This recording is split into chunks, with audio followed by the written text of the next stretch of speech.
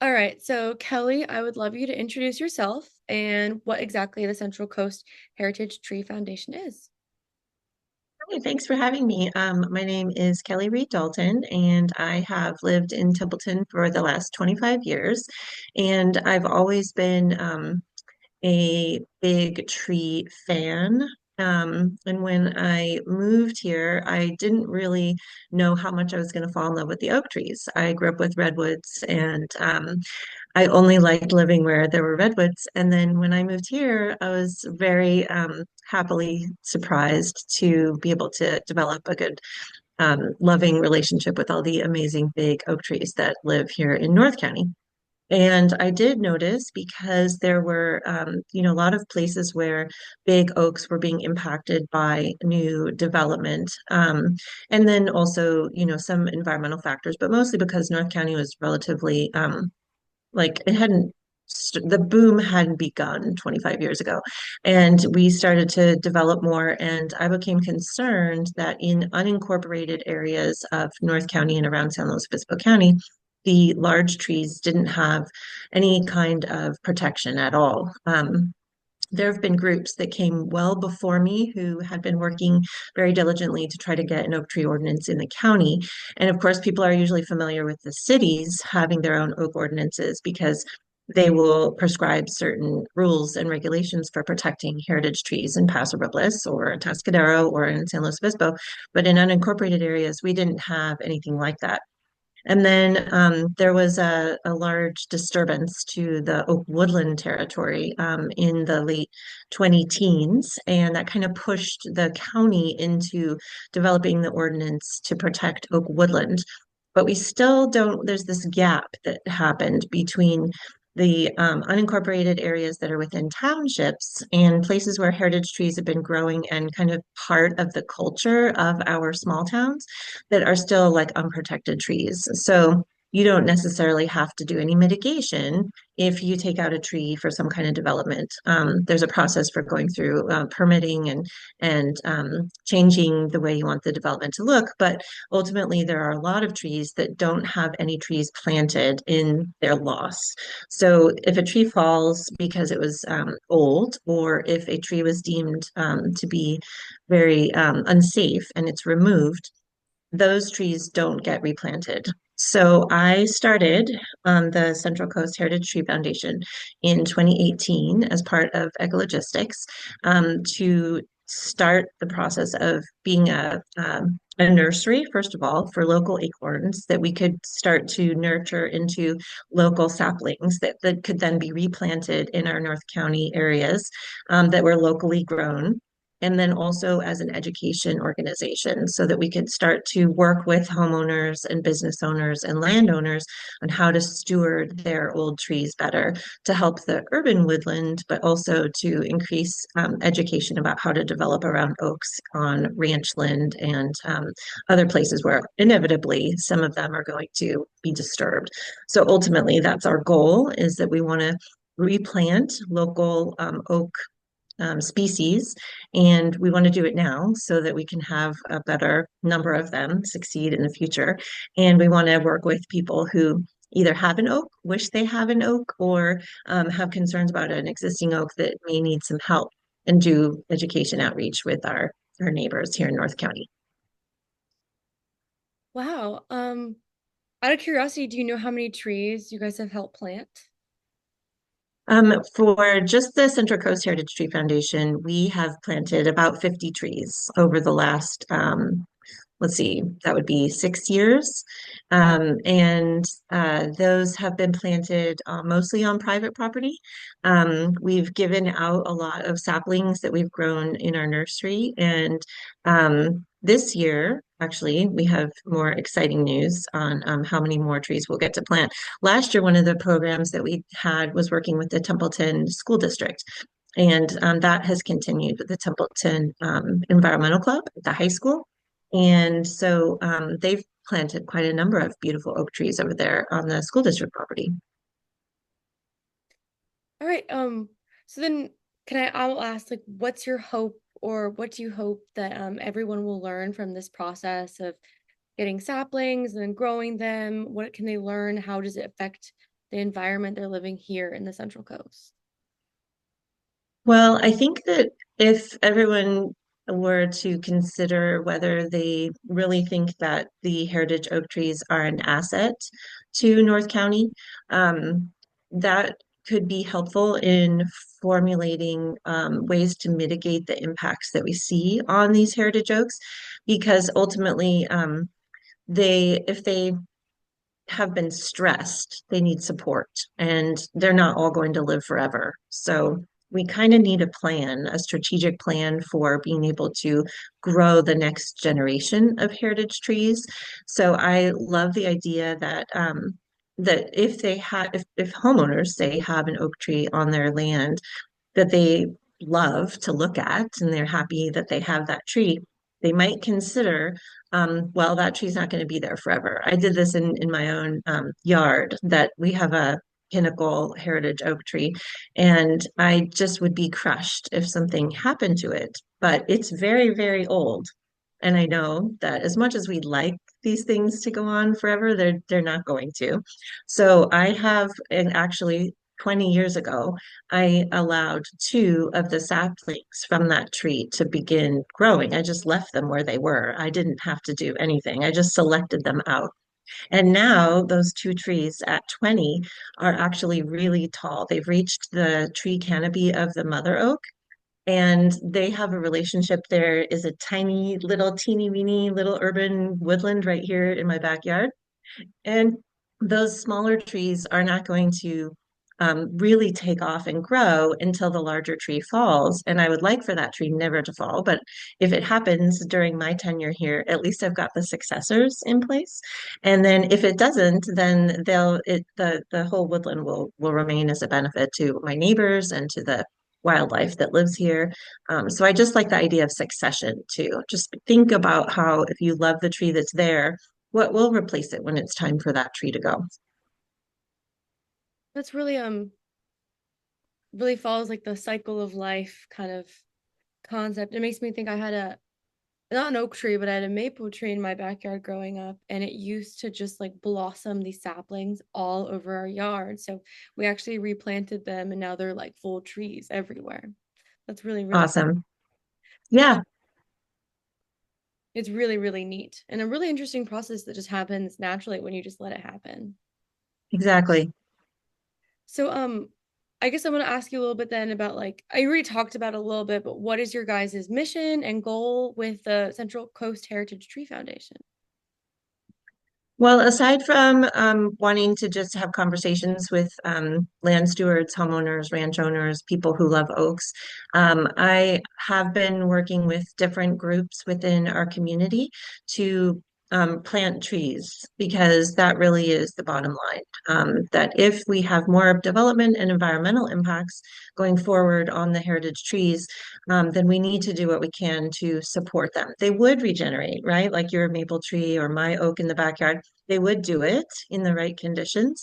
But if we put concrete around the trees or pave streets or build underneath them, they don't always get the chance to have their offspring grow, and they don't get the chance to feed themselves. So in a woodland, they're always supplying the soil with new nutrients because the leaves fall and the acorns sprout, and there's a cycle. But that doesn't happen in urban forests, right? We just don't have the ability to allow trees to grow wherever they want, except for in backyards. Sometimes that's doable.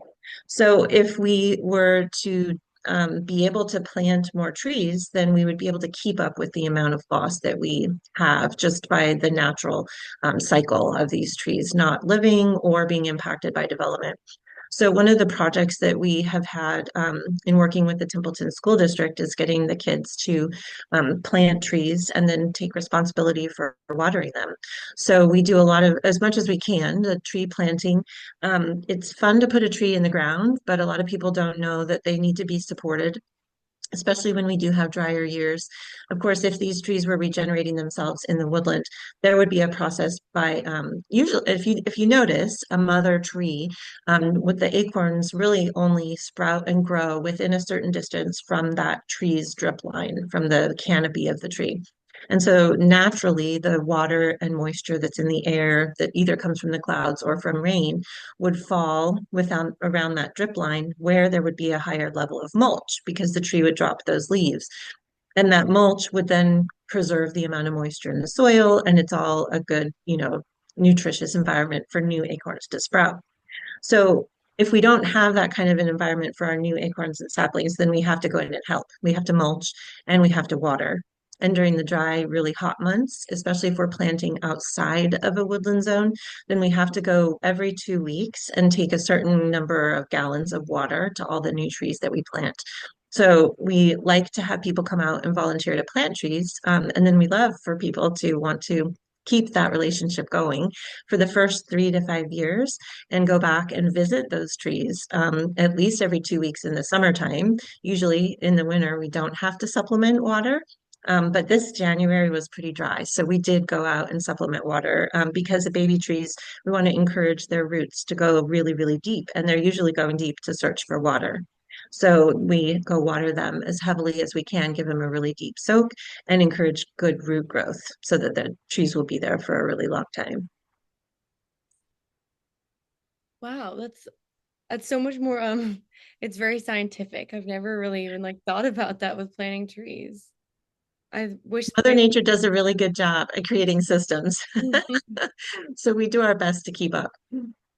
That's really smart and really and like such a cool process to learn about. I feel like they don't teach us that when we learn about planting plants in our backyard. It's cool. So then my question then would be, how do you want or how would you like um younger generations and new people that want like how would you encourage them to get involved and what do you want them to learn from this process?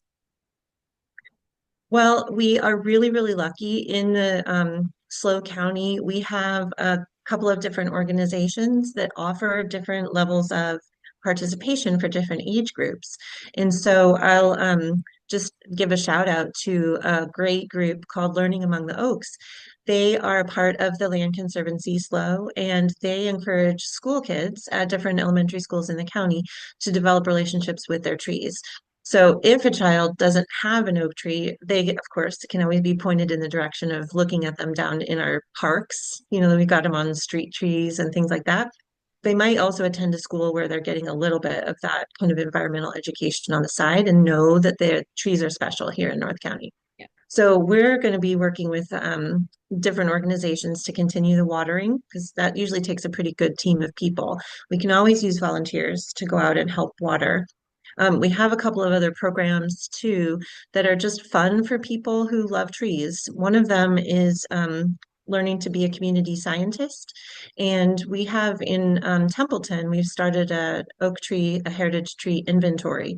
And the community scientist would attend a training and learn how to collect some data on the trees that are the oldest members of the Templeton community.